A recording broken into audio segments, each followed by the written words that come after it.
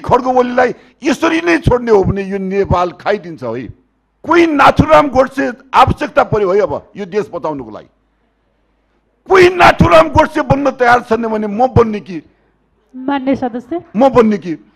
ओली यसरी आइराखेको छ चाहिँ के भने आफ्नो सत्ता बचाउनको लागि चाहिँ जे कुरामा पनि सम्झौता गरिराखेको छ।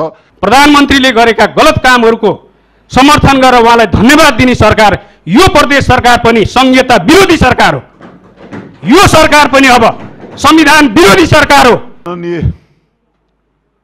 सभामुख महोदय, अनि मलाई लागेको कुरा चाहिँ यो 2-3टा कुरा टु दी पोइन्ट राखेर म समयमै आफ्नो कुरा टुङ्ग्याउने प्रयास गर्छु।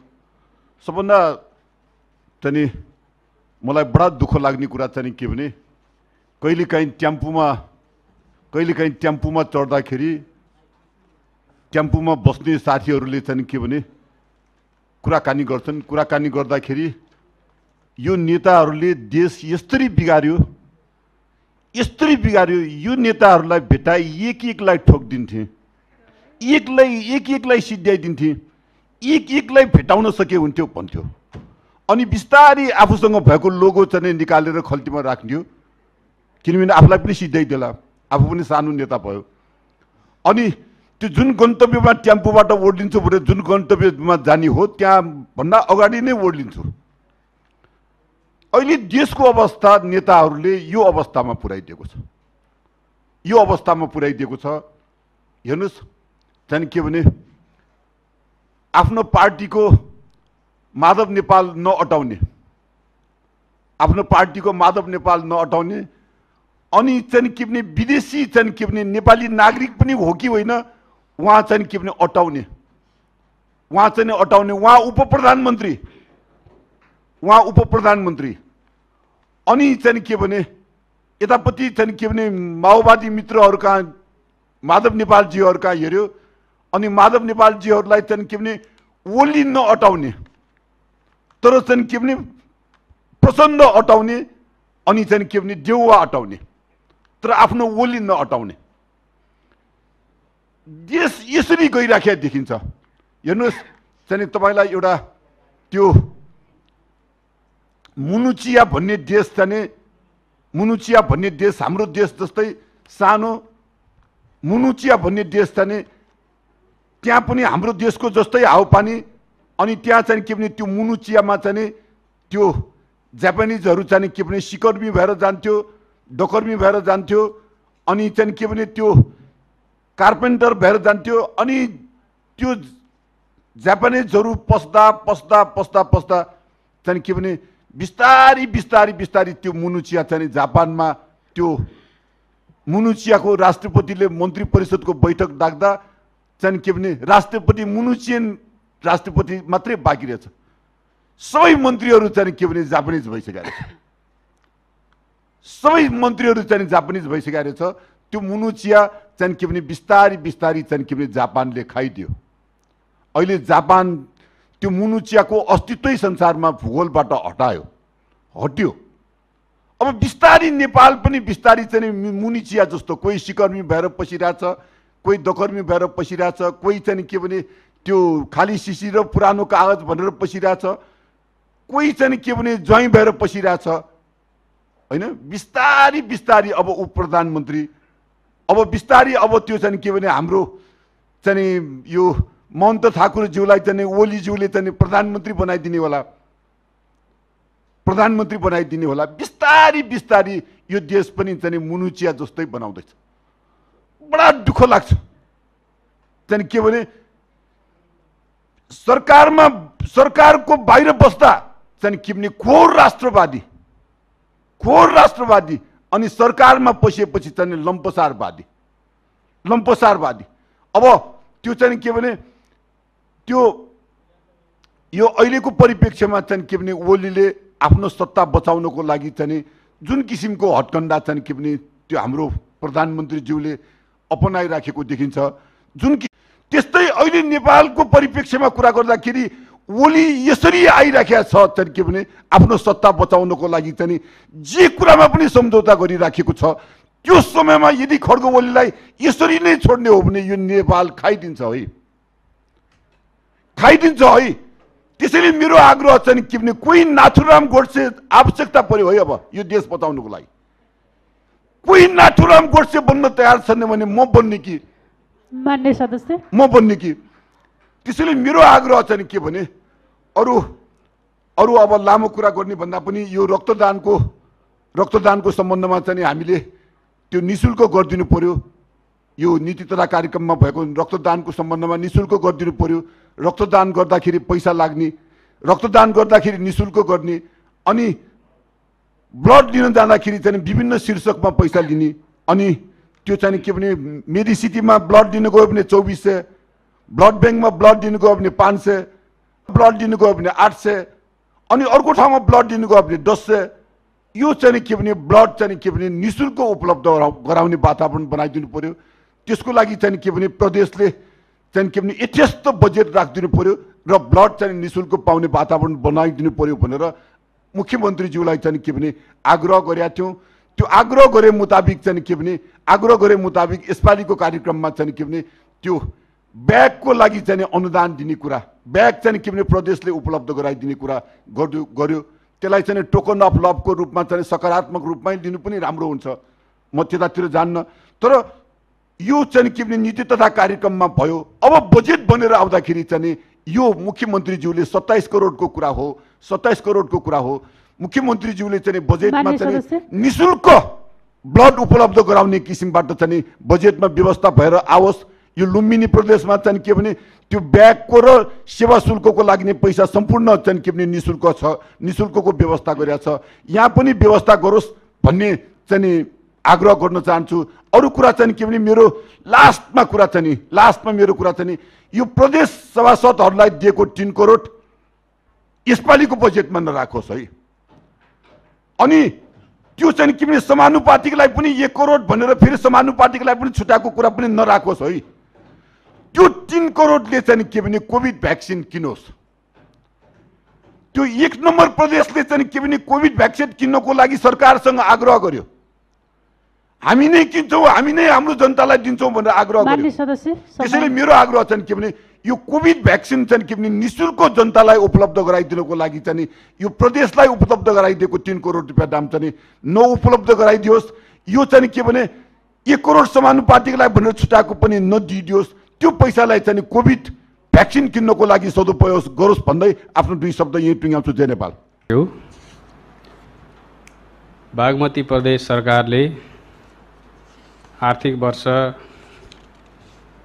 2078-79 को नीति कार्यक्रम हिजो यो प्रदेश सभामा प्रस्तुत गरेको छ र म त्यो प्रदेश सरकारको प्रस्तुत नीति कार्यक्रमको बारेमा म मेरो आफ्नो धारणाहरू र दलको धारणाहरू संक्षिप्तमा केही राख्न चाहन्छु। यो नीति कार्यक्रम असाध्यै राम्रो छ। हाम्रो देश यति राम्रो छ, हामी सबै राम्रा छौँ। युवाहरू असाध्यै राम्रो हुनुहुन्छ, बुढाबुढीहरू पनि वृद्धहरू नि असाध्यै राम्रो हुनुहुन्छ, नराम्रो भन्ने कोही छैन। किसानले पालेका अलि सिँगार गरेका अलि राम्रोसँग खुवाएका गतिला गाई भैँसीहरू बाख्राहरू असाध्यै राम्रा छन्। अनि मल पुगेको ठाउँको खेतीबारीहरू असाध्यै राम्रो छ, सबै राम्रो छ, नराम्रो केही छैन। तर अब नराम्रो के छ भने सरकार कहाँ छ केही पनि थाहा छैन, सरकारले के गरौँ भन्ने यसमा केही पनि थाहा छैन।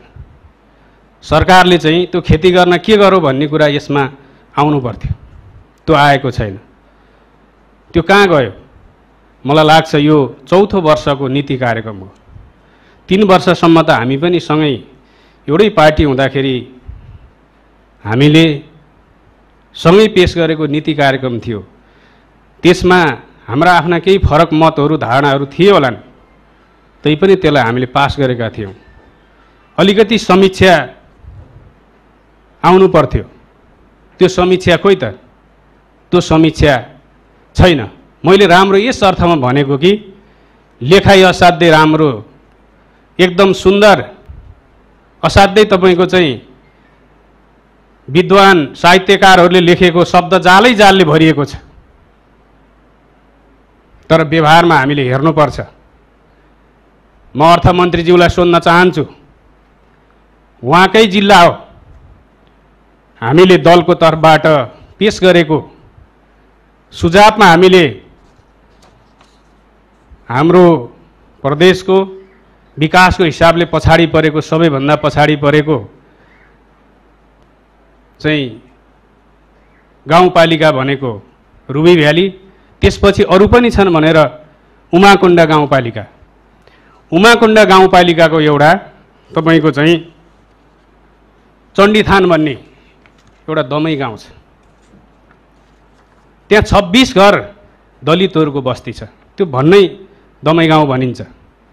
उहाँहरू 4-5 वर्षदेखि खानेपानीको लागि कुदै हुनुहुन्छ।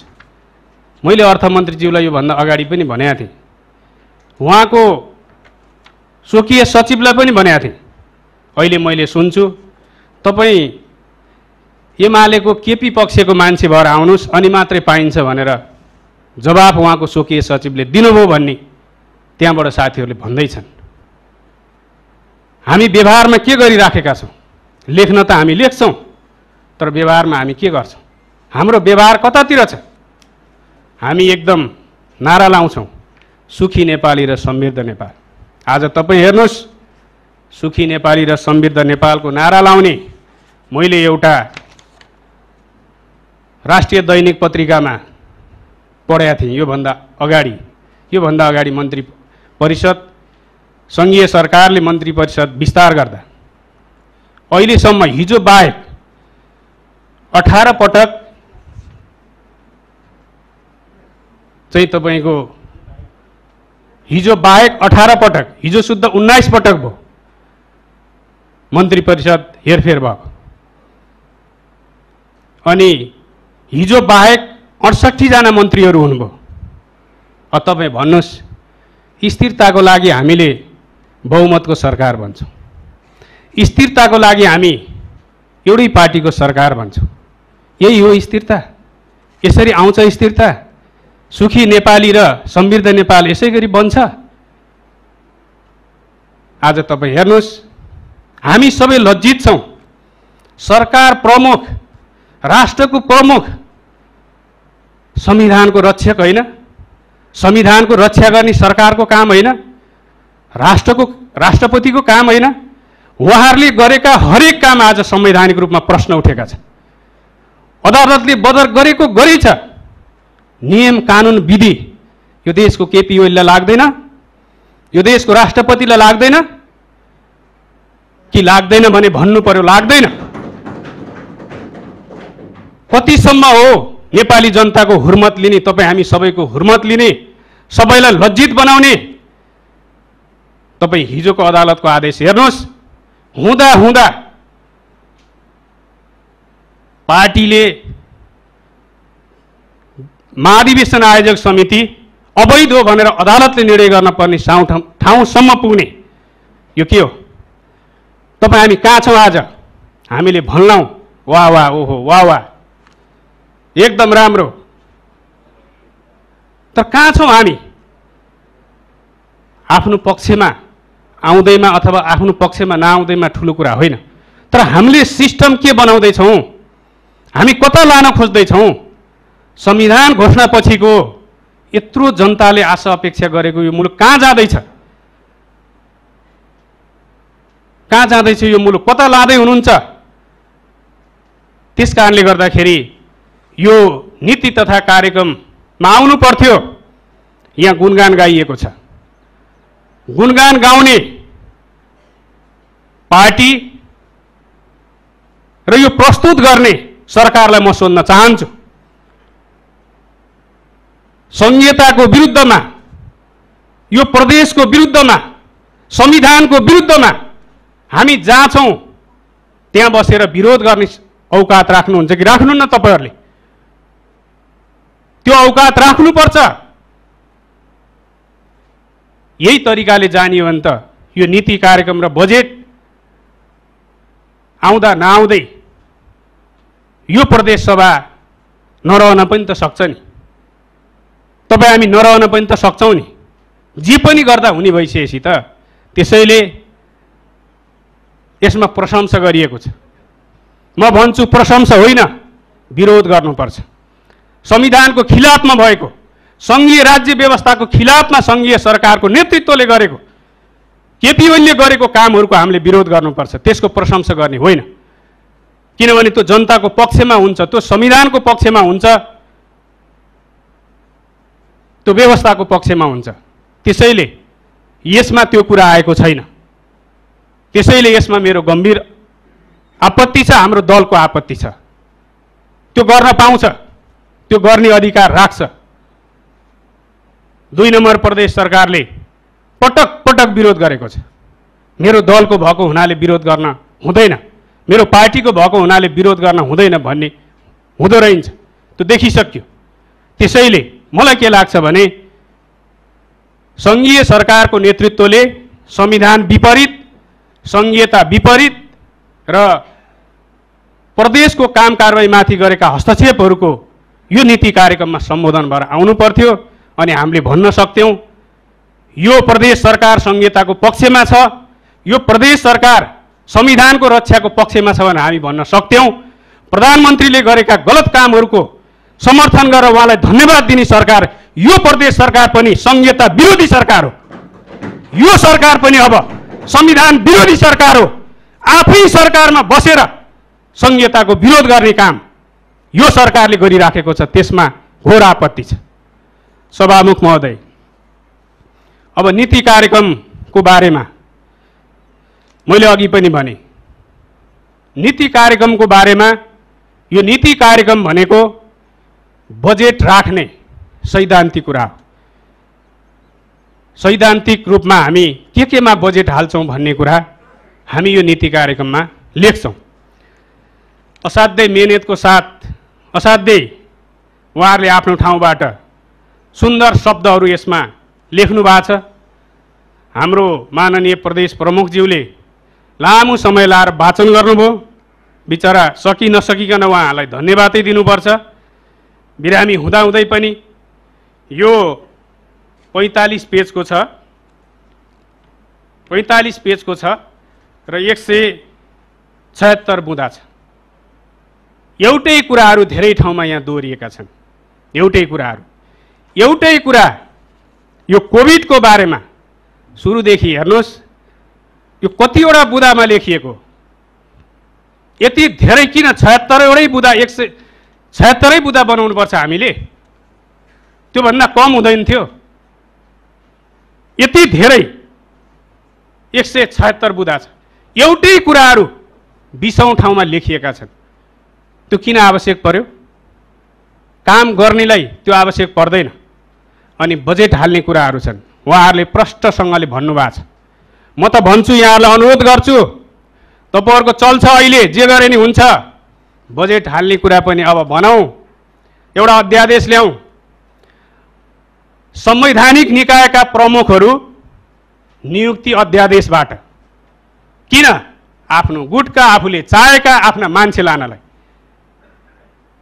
संशोधन गरेर, त्यसको प्रावधानलाई संशोधन गरेर अध्यादेश जारी गरेर अध्यादेशबाट संशोधन गरेर गर्ने यो मुलुकमा। अनि तपाईको चाहिँ संसद चल्नै नदिने, संसदमा विचाराधीन विधेयकहरूको बारेमा छलफलै गर्न नदिने, संसद विघटन गरिदिने, संसदको बैठक हठात अन्त गरिदिने, अनि अध्यादेशबाट नागरिकता जस्ता असाध्यै महत्त्वपूर्ण देशको दूरगामी असर गर्ने विधेयकहरू अध्यादेशबाट जारी गर्ने। अनि के हुन्छ? यो कता लान खोजे? त्यसैले म त भन्छु, अध्यादेशबाट एउटा पास गर्नुहोस्। सरकारी दलभित्रको नि त्यो दलको गुट, उहाँहरूको पार्टीले सिफारिस गरेका योजना मात्रै पर्छन् भनेर अध्यादेश जारी गर्न लाउँ। यहाँ भनिएको छ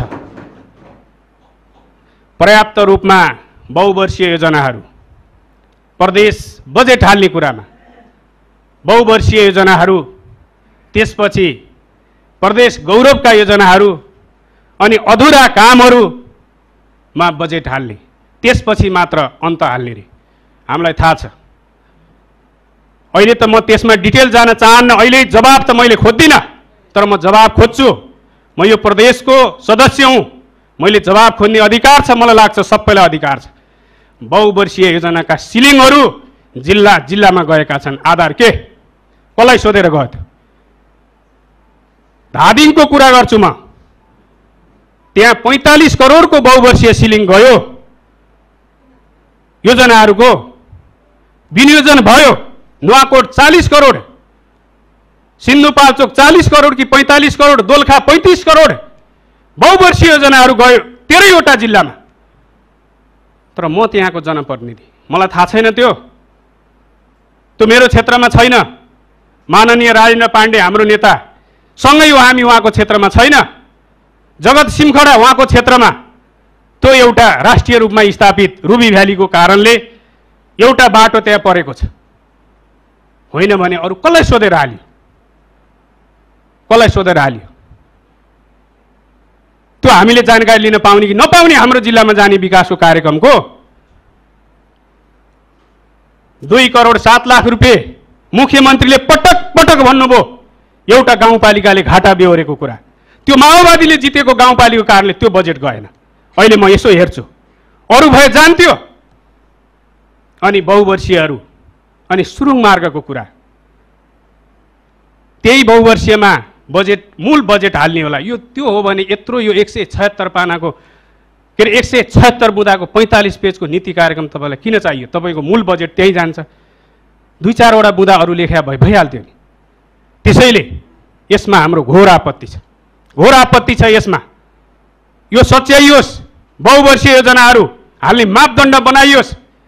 आफ्नो पार्टीका गुटका मान्छेहरूलाई हेरेर उहाँहरूले दिएको सिफारिसको आधारमा बहुवर्षीय योजनाहरू हालिएको छ भने हामी त्यसको सशक्त प्रतिवाद गर्छौँ। त्यो कुनै पनि हालतमा त्यसलाई हामी अगाडि बढ्न दिँदैनौँ। म यो कुरा जबरजस्त राख्न चाहन्छु। सभामुख महोदय, अनि सुरुङ मार्गको कुरा, सुरुङ मार्गको बारेमा मैले नबुझेको कुरा, हामी सुरुङ मार्गका विरोधी होइनौँ। अहिले प्रदेश सरकारले जुन सुरुङ मार्गको कुरा गरिराखेका छ त्यो ठिक छ, तपाईँ हामीले बनाऊ, तर त्यही ठाउँ हो, त्यही भीमभेदी कुलेखानी नै भनिएको छ। पूर्वाधार कम्पनीलाई सङ्घीय सरकारले दिएको इजाजत खारेज भयो कि भएन? त्यसको कानुनी वैधता के हो? हामीले गर्न खोजेको प्रक्रिया जो अगाडि बढिराखेका छ, हामी टेन्डर प्रक्रिया अगाडि गइराखेका छौँ कि अन्त छ? उसले अर्को बनाउँदैछ त्यहाँ र हामी अर्को बनाउँदैछौँ? होइन, पोइन्ट त्यही हो, ठाउँ त्यही हो भने त्यो विषयमा सरकारले कहाँबाट अनुमति लियो? त्यो अनुमति लिएको छैन। पूर्वाधार विकास कम्पनीलाई दिएको अनुमति खारेज भएको छैन। त्यो खारेज गरेर तपाईँहरूले ल्याउनु पर्छ कि पर्दैन? नम्बर 1 प्रश्न। नम्बर 2 प्रश्न, पूर्वाधार कम्पनीले मकवानपुरवासीसँग र कतिपय काठमाडौँका बासिन्दाहरूसँग सुरुङ मार्ग बनाउने भनेर पैसा लिएको, सेयरको रूपमा लिएको पैसा, त्यो पैसाको बारेमा यो प्रदेश सरकारलाई मैले हिजो पनि यो कुरा उठाएको छु। यो मकवानपुरवासीको पैसा यो प्रदेश सरकारले जिम्मा लिने कि नलिने? त्यो ठाउँ हस्तक्षेप गर्न जाँदा, त्यो आयोजना हस्तक्षेप गर्न जाँदा, नम्बर 2 प्रश्न, यो बारेमा सरकारको के धारणा छ? नम्बर 3, यतापट्टिबाट अहिले निजगढबाट फास्ट ट्र्याक बनिसक्यो।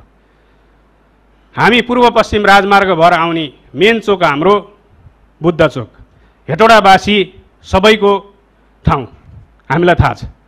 हामी त्यो बाटो हिँड्दाखेरि अहिले त हामीसँग विकल्प छैन, हामी हिँड्नै पर्छ। भोलि जब फास्ट ट्र्याक बनिसकेपछि बुद्ध चोकबाट फास्ट ट्र्याक जोडिने बुदुनेमा जानको निम्ति सुरुङ मार्गमा जानभन्दा केही किलोमिटर घटी पर्छ। बाटो पनि राम्रो छ, यो खोलाको भिरको बाटो जानु पर्दैन, सुरक्षित साथ जान पाइन्छ। तपाईँ हामीलाई थाहा छ, कमाने हटिया हुँदै हामी फुर्के चौर भएर सर्लक्क हामी बुदुने झर्न सक्छौँ। अनि सुरुङ मार्गमा जान भन्दा मलाई लाग्छ यहाँ 5-7 किलोमिटर छोटो पर्छ। यो 20 किलोमिटर चान्चुन पर्छ, त्यो 27 किलोमिटर चान्चुन पर्छ। अनि तपाईँ यो रिक्स मोलेर सुरुङ मार्गमा गएर फेरि फास्ट्यागमा जोडिएर अनि सुरुङ मार्ग पैसा पनि तिर्ने, उता जाने भाडा पनि तिर्ने र जाने।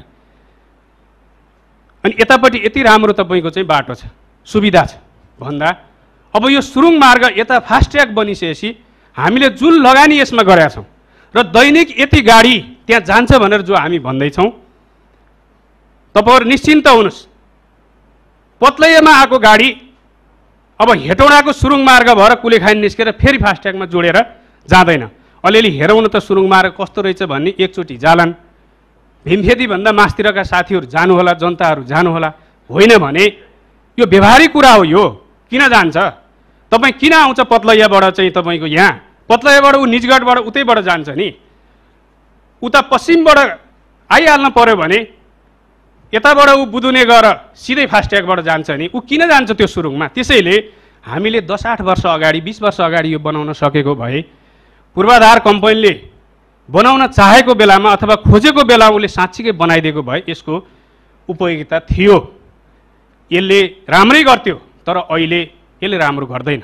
यो राज्य डुब्ने नै हो, जनतालाई घाटा लाग्ने नै हो, सरकार डुब्ने नै हो। यो त्यसैले यो आवश्यक छैन। यिनै तथ्यहरूको आधारमा हामीले अहिले सुरुङ मार्ग अगाडि नबढाउँ भनिएको हो। तर सरकार यो कुरा सुन्दैन। बढाउँछु कि बढाउँछु, बढाउँछु कि बढाउँछु, यो भने के? यो हामीले नबुझेको, त्यसको प्रष्ट जवाफ पनि छैन सरकारसँग। होइन, गरौँ गरौँ गरौँ गरौँ। त्यस कारणले गर्दाखेरि यसकारण सुरुङ मार्ग अब अन्त बनाऊ। तपाईँ सक्नुहुन्छ भने लिनुहोस् न, तपाईँ बनाउनुहोस् न। सिन्धुलीको चियाबारी खुरकोटको जिम्मा लिनुहोस् न सरकारसँग, भन्नुहोस् सङ्घीय सरकारसँग। अहिले ऊ यतापट्टि तपाईँको मजिमटार शक्तिखोरको कुरा आइराखेको छ, त्यो लिनुहोस् न। माथि पनि जम्मै हावादारी, सबै हावादारी। तपाईँहरूलाई म एउटा उदाहरण दिन्छु। यो सङ्घीय सरकार कति हावादारी छ, केपी ओलीको सरकार कति हावादारी छ भन्ने कुराको एउटा उदाहरण दिन्छु म तपाईँलाई। सबै निर्वाचन क्षेत्रमा एउटा रणनीतिक सडकको उहाँले शिलान्यास गर्नुभयो। हतार हतार एकदम। त्यो कहाँ भन्ने थिएन, कुन भन्ने थिएन। धादिङको चौरौँदीबाट स्यादुल हुने बाटो, स्यादुल हुँदै चितवनको शक्तिखोर आउने बाटो, रणनीतिक सडकको मार्ग धादिङको निर्वाचन क्षेत्र 1 को। अनि त्यो बाटोको डिपिआर, त्यो बाटोको इस्टिमेट 45 करोड छ। अनि सरकारले अहिले पैसा छुट्याए कति थाहा छ तपाईँहरूलाई? 1 करोड। त्यो गर्नलाई छुट्या हो। त्यो 45 करोडको इस्टिमेटको बाटो 1 करोडले टेन्डर हुन्छ। मोबिलाइजेसन फन्ड त सुरुमा त दिनै पर्यो नि त बाबा। यो रिसले हामीले भनेको होइन, हावादारी नै हो। कुनै जिम्मेवारी बोध नै छैन। हावाको भरमा योजनाहरू हालिदिने। उतापट्टि अर्को धादिङको अर्को क्षेत्रको पनि त्यस्तै छ। सल्यानटार तपाईँको चाहिँ बुढाथुम बसेरी हुँदै उता धादिङको तपाईँको चाहिँ लापा जाने बाटो पनि त्यस्तै छ। झन्नै 60 करोडभन्दा माथिको त्यो इस्टिमेट छ। पैसा छ जम्मा तपाईँको चाहिँ 1.5 करोड। यो भन्दा हावादारीहरू के हुन्छ? यो गर्नलाई हो के यो देखाउनलाई हो? जनतालाई मूर्ख बनाउनलाई हो यो? त्यसैले यो सुरुङ मार्ग पनि नाराको भरमा नजाउँ। म अनुरोध गर्छु, आँट्नुहोस्। तपाईँहरूका राम्रा कामलाई प्रतिपक्षले सहयोग गर्छ, घोषणा गर्नुहोस्। अब यो भीमखेती होइन, हामी सिन्धुलीको चियाबारी खुरकोट बनाउँछौँ, ल्याउनुहोस् भनेर लबिङ गर्नुहोस्, हामी सँगै जान्छौँ। होइन भने अहिले अनावश्यक ठाउँमा पैसा नफाल्नुहोस्। विद्युतीय गाडीमा सरकार अझै पनि नफस्नुहोस्। हामी अनुरोध गर्न चाहन्छौँ, त्यो आवश्यक छैन। पूर्वाधार बनाइदिनुहोस्, यसमा पैसा नहाल्नुहोस्। तपाईँहरूलाई अनुरोध छ, हाम्रो आग्रह छ। तपाईँहरूले बिना पूर्वाधार हामीले भन्नै पर्छ। तपाईँहरू कमिसनको चक्करमा हुनुहुन्छ। तपाईँहरू धेरै कामहरू कमिसनको चक्करमा गरिरहनु भएको छ। यो नगर्नुहोस्। अलिकति तपाईँहरूले सोच्नुहोस्। अनि तपाईँहरूलाई म अर्को कुरा भन्न चाहन्छु।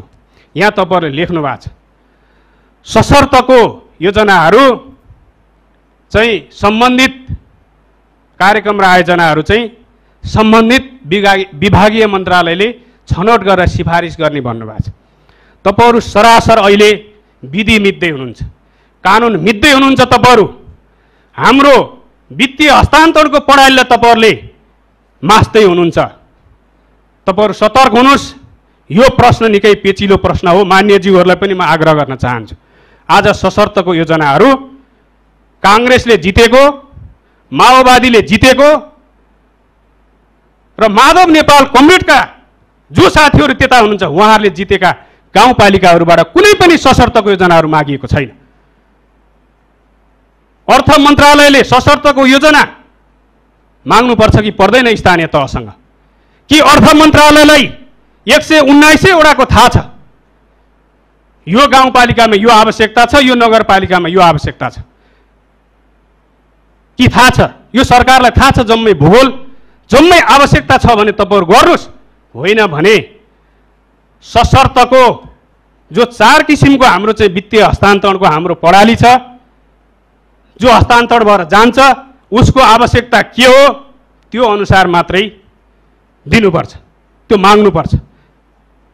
सशर्त र समपूरकको योजना सँगसँगै माग्ने हो। त्यो सँगसँगै माग्नुपर्छ। अर्थ मन्त्रालयले मेल पठाएर, इमेल पठाएर माग्नुपर्छ। तर त्यो मागेको छैन। असाध्यै पूर्वाग्रही तरिकाले तपाईँहरूले अहिले यो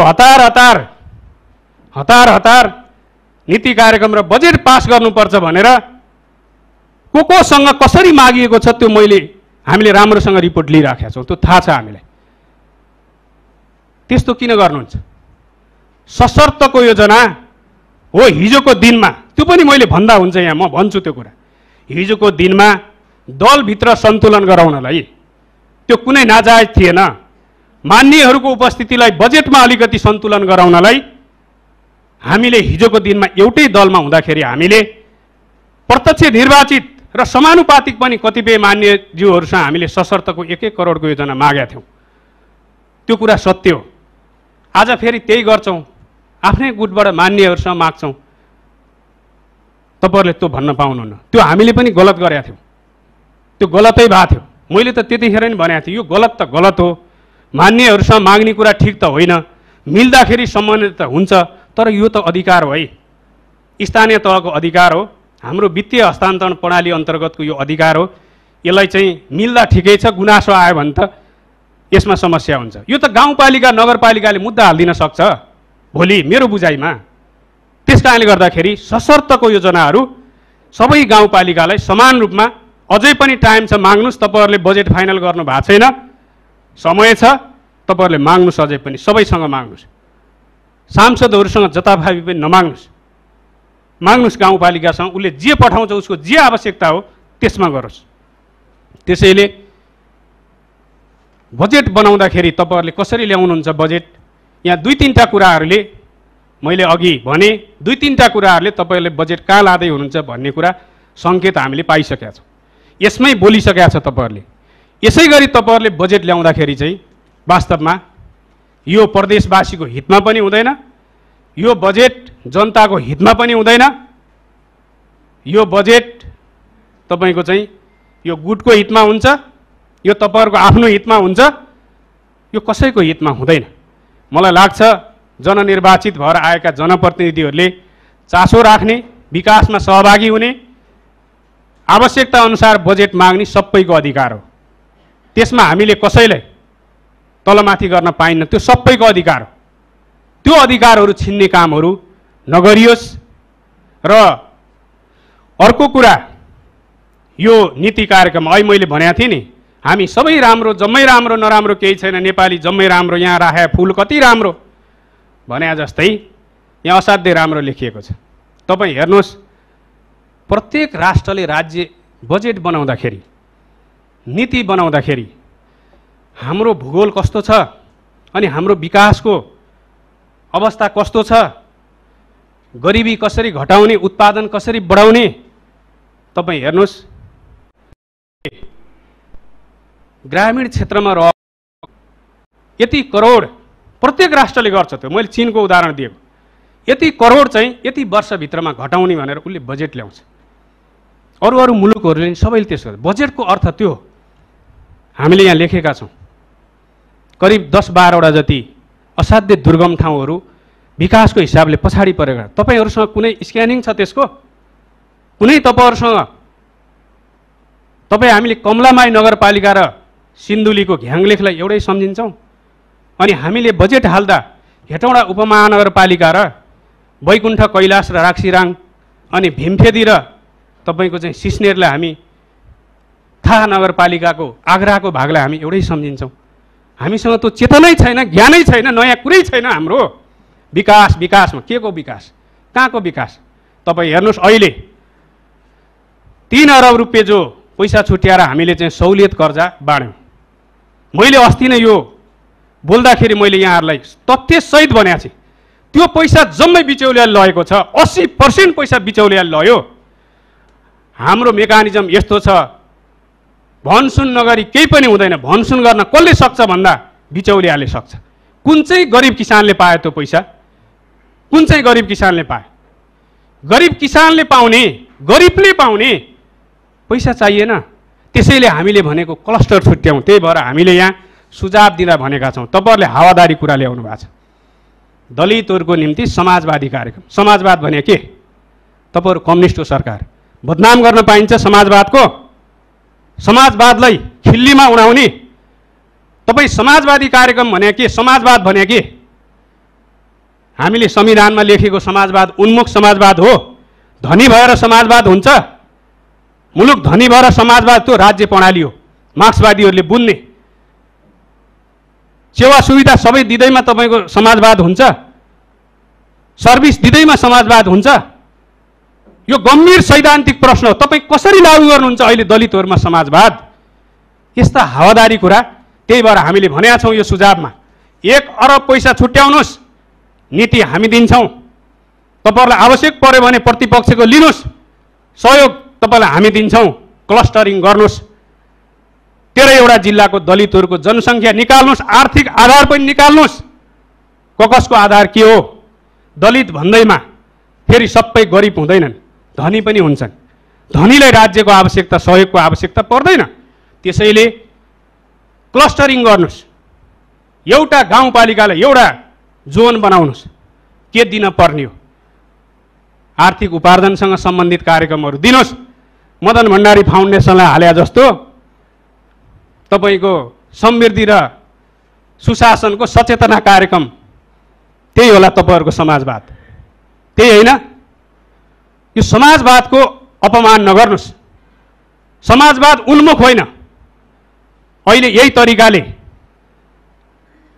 70-80 जना मन्त्री 3 वर्षमा बनाउने, 4 वर्षमा बनाउने, अनि 19 पटक मन्त्रीमण्डल पुनर्गठन गर्ने, अनि सुशासन र समृद्धि, अनि तपाईँको चाहिँ जम्मै अध्यादेशबाट मुलुक चलाउनेले सुशासनको गफ हाँक्ने, कानुनको खिल्ली उडाउने, संविधानको खिल्ली उडाउनेले कसलाई सिकाएको यो सुशासन? कसलाई सिकाएको यो विकास र समृद्धि? सुखी नेपाली र समृद्ध नेपाल कसलाई सिकाएको?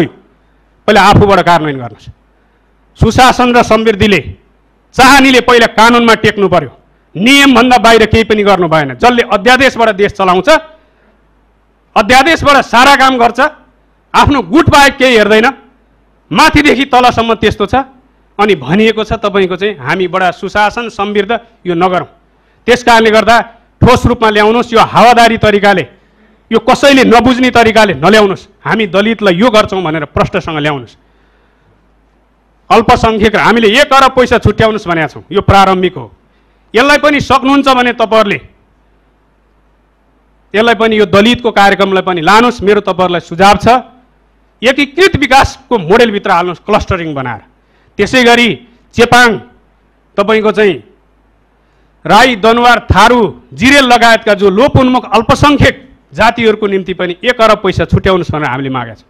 हामीले भनेका छौँ तपाईँहरूलाई क्लस्टरिङ गर्नुहोस्। यसको पनि, यसलाई पनि एउटा रणनीतिक महत्त्वको कार्यक्रम बनाएर अगाडि लानुहोस्। तपाईँ रुबी भ्याली एकीकृत विकास कार्यक्रमको कुरा छ, यो नारा लाउने कुरा हो। मैले पटक पटक हिजो म सरकारमा हुँदा नि भने, मुख्यमन्त्रीज्यू कुरा गर्दा एकदम राम्रो गर, उहाँको चाहना हो कि जस्तो लाग्छ मलाई। उहाँ सकारात्मक हुनुहुन्छ, एकदम राम्रो भन्नुभयो भन्नुहुन्छ। तर त्यो एकीकृत विकास कार्यक्रम भने त त्यसको त कार्यविधि छुट्टै हुन्छ। त्यसको त एउटा तपाईँको टोटल डिपिआर हुन्छ, के गर्न पर्ने भन्ने। अनि त्यसमा स्वास्थ्य मन्त्रालयको कार्यक्रम त्यही एकीकृत विकास, त्यसको कार्यालय स्थापना हुन्छ एकीकृत विकास कार्यक्रमको। संसारको मोडेल हेर्नुहोस् न। अनि स्वास्थ्यको, शिक्षाको, तपाईँको भौतिक पूर्वाधार, खानेपानीदेखि लिएर सबै बाटो पुलहरू सबै त्यसैमा जान्छ। त्यसमा बजेटको लिमिटेसन हुँदैन। त्यो जति पनि लाग्न सक्छ। एउटा लक्ष्य राख्छ, त्यो इस्टिमेट अनुसारको लक्ष्य हुन्छ। त्यो लक्ष्य प्राप्त गरिसकेपछि अब विकास, बाटो पुग्यो, बिजुली पुग्यो, स्वास्थ्य चौकी भयो, उत्पादनको काम पनि सुरु भयो, अब मूलधारमा आउन लागे अथवा विकसित रूपमा अब पुग्छ भन्ने भइसकेपछि त्यहाँबाट त्यसको संरक्षण गर्ने जिम्मासहित त्यस्ता चाहिँ कार्यक्रमहरू हस्तान्तरण भएर आउँछ। हस्तान्तरण गरेर सरकार रिटिड हुन्छ। यो हो मैले बुझेको, मैले पढेको। तर तपाईँहरूको त 50 लाख पैसा हाल्नुहुन्छ अनि एकीकृत विकास कार्यक्रम, अनि हाम्रो मन्त्रीज्यू वाह वाह वाह भन्नुहुन्छ। कहाँ जान्छ त्यो वाह? के हो एकीकृत विकास? यो हावादारी कुरा जसलाई थाहै छैन तपाईँहरू, अन्यथा नसोच्नु होला, नयाँ सोच तपाईँहरूमा छैन। तपाईँहरू जनता बिर्सिनु भएको छ। तपाईँहरूको नयाँ सोच छैन। तपाईँहरू एउटै निरन्तरतामा हुनुहुन्छ। त्यो एउटै निरन्तरताकोले सबैलाई भेट्दैन। त्यसैले तपाईँहरूको यो हावादारी एकदम झिलिमिली, हामी सबै राम्रो, नेपाली जम्मै राम्रो, सबै राम्रो तपाईँहरूको यो। त्यसैले तपाईँहरूले रुबी भ्यालीको लागि 2 अरब पैसा छुट्याउनुहोस्। त्यसै गरी अरू सबै यहाँ 10-12वटा सबै जिल्लाको छ। सिन्धुलीको ह्याङलेक, तपाईँको चाहिँ रामेछापको उमाकुण्डा, दोलखा, त्यसै गरी तपाईँको सबै जिल्लाको हामीले यहाँ मकवानपुरको राक्षीराङ र कैलाश हामीले यहाँ दिएका छौँ लेखेर।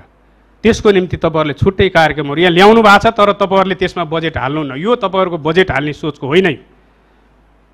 तपाईँहरूले बजेट हाले पनि 15 लाख 20 लाख बजेट हाल्नुहुन्छ होला एकीकृत कार्यक्रम, त्यसले केही अर्थ राख्दैन। समग्रमा ल्याउनुहोस्। 2 अरब पैसा योजना सहित मागेको हो मैले। त्यति भयो भने रुबी भ्याली बन्छ भनेर मागेको। हामीले त्यहाँ जो विकासको दृष्टिकोणले पछाडि परेकालाई हामी माथि ल्याउन सक्छौँ भनेर मागिएको, त्यो योजना सहित मागिएको। मैले पटक पटक यो कुरा भन्दाखेरि तपाईँहरूले सुन्नु भएन। एउटा भौतिक योजनाको एउटा पुल, एउटा बाटोलाई एकीकृत कार्यक्रम भन्ने बिचरा त्यहाँका साथीहरूले दुःख गरे। मुख्यमन्त्री जानुभयो, त्यतिखेरको हाम्रो प्रमुख सचिव, हामी गयौँ, हेलिकप्टरमा हामीलाई लानुभयो। अहिले केही छैन। यो लाजमर्दो यो हुँदैन। त्यस कारणले गर्दा हावादारी कुराहरू हामीले नगरौँ। अहिले हेर्नुहोस्, यो अहिले मैले भन्दै थिएँ 3 अरब जस्तै तपाईँहरूले जो यो ट्र्याक्टरहरू बाँड्ने, मल बिउहरू बाँड्ने, यति धेरै करप्सन छ, यति धेरै पक्षपात छ। त्यसैले म भन्छु खेती गर्ने किसानलाई मल बिउ र औजार उपकरणहरू निःशुल्क दिने भन्नुहोस्। त्यो सकिन्छ। 2-4 अरब जाला के हुन्छ हामीलाई? त्यही जनताको निम्ति त हो। के हुन्छ हामीलाई? हामीलाई अरू केलाई चाहियो? त्यही जनताको निम्ति चाहियो होइन? निःशुल्क दिनुहोस् किसानलाई। आज गाउँपालिकाले मुद्दा परेर जम्मै भागाभाग छन्। गाउँपालिका अध्यक्षहरू कति ठाउँमा, हाम्रो धादिङकै 3-4 ठाउँमा मुद्दा पर्यो, भागाभाग छन् जम्मै। एउटा गाउँपालिकाले 16,000 मा ल्याएको, अर्कोले 28,000 मा लिएर आउँछ ट्र्याक्टर। कम्पनी एउटै छ, सामान त्यही छ। अख्तियार जान्छ गाउँपालिका अध्यक्ष हतार हतार आफ्नो टोपी पनि नलाई भाग्छन् कार्यालयबाट। अख्तियारको मान्छे आयो भनेपछि यस्तासम्म घटनाहरू छन्। सरकारले जिम्मा लिनुहोस्, गरिबहरूको जिम्मा लिनुहोस्, किसानको जिम्मा लिनुहोस्। अन्त हामीले गर्नु पर्दैन। त्यसै गरी कर्मचारीहरूको कुरा छ। मैले त अस्ति पनि भनेको थिएँ, कम्तीमा 5,000 दिनुहोस्, 5,000 वृद्धि गर्नुहोस् प्रदेशका सबै कर्मचारीहरूलाई। तपाईँहरूले यहाँ लेख्नु भएको छ सामाजिक सुरक्षामा ल्याउने भनेर। तपाईँहरू प्रष्ट भएर आउनुहोस्। प्रदेशको सबै ज्यालादाय र अस्थायी करारमा रहेका कर्मचारीहरूको सामाजिक सुरक्षामा उहाँहरू कटिनुहुन्न। अस्थायी ज्यालादाय र करारलाई सामाजिक सुरक्षामा काट्ने, सामाजिक सुरक्षा काट्ने उहाँहरूको पनि त्यो निश्चित गर्नुहोस्। तपाईँहरूले तलब बढाइदिनुहोस् सबैको। विशेष कार्यक्रम सञ्चालन गर्ने भनेर यहाँ तपाईँहरूले भन्नुभएको छ। शिक्षकहरूको प्रदेशबाट तलब खाएर बसेका शिक्षकहरू पनि हुनुहुन्छ, शिक्षक कर्मचारीहरू। त्यसै गरी अहिले यो कोरोनाको महामारीको बेलामा अग्रभागमा बसेर जसरी स्वास्थ्यकर्मीहरू खट्नु भएको छ, त्यसै गरी तपाईँको सुरक्षाकर्मी प्रहरीहरू पनि खट्नु भएको छ। उहाँहरूको लागि पनि यो कोरोना भत्ताको व्यवस्था गर्नुहोस् तपाईँहरूले, केही फरक पर्दैन। वृद्ध भत्ता दिनुहोस्, प्रदेश सरकारले दिनुहुन्न भनेर कहाँ लेखेको छ? कहीँ लेखेको छैन। सङ्घीय सरकारले दिँदैमा तपाईँको चाहिँ प्रदेश सरकारले दिनुहुन्न भनेर कहीँ लेखेको छ? दिनुहोस्, 5,000 दिनुहोस्, 10,000 पुर्याए नि हुन्छ, केही फरक पर्दैन। गरिब खालका चाहिँ वृद्धहरूलाई दिनुहोस्, त्यसले केही फरक पर्दैन। त्यसैले तपाईँहरूको यो नीति कार्यक्रम खासमा व्यवहारमा यो जान सक्दैन, यो जानी खालको पनि छैन, यो शब्दजालै हो। यसले केही उपलब्धि दिन सक्ने मैले देख्दिनँ, किनभने बजेटको जो तपाईँहरूको सिलिङ छ र बजेट तपाईँहरूले जसरी व्यवस्था गर्न खोज्नु भएको छ, जुन कोणबाट तपाईँहरूले बजेट विनियोजन गर्न खोज्नु भएको छ र जस्ता कुराहरू यहाँ सङ्केतको रूपमा तपाईँहरूले जो ल्याउनु भएको छ, यसले यो प्रदेशको आशा अपेक्षा, प्रदेशवासीले गरेको आशा अपेक्षा पुरा हुने मैले देख्दिनँ। त्यसैले यसप्रति हाम्रो दलको तर्फबाट हामीले राखेका धारणाहरू, हामीले राखेका सुझावहरूलाई समेटेर यसलाई चाहिँ राम्रो गराएर ल्याउनुहोस्। तपाईँहरूलाई शुभकामना छ। अन्यथा हाम्रो दलको तर्फबाट यसप्रति हाम्रो विमति छ र यसलाई हामी समर्थन गर्न सक्दैनौँ। धन्यवाद।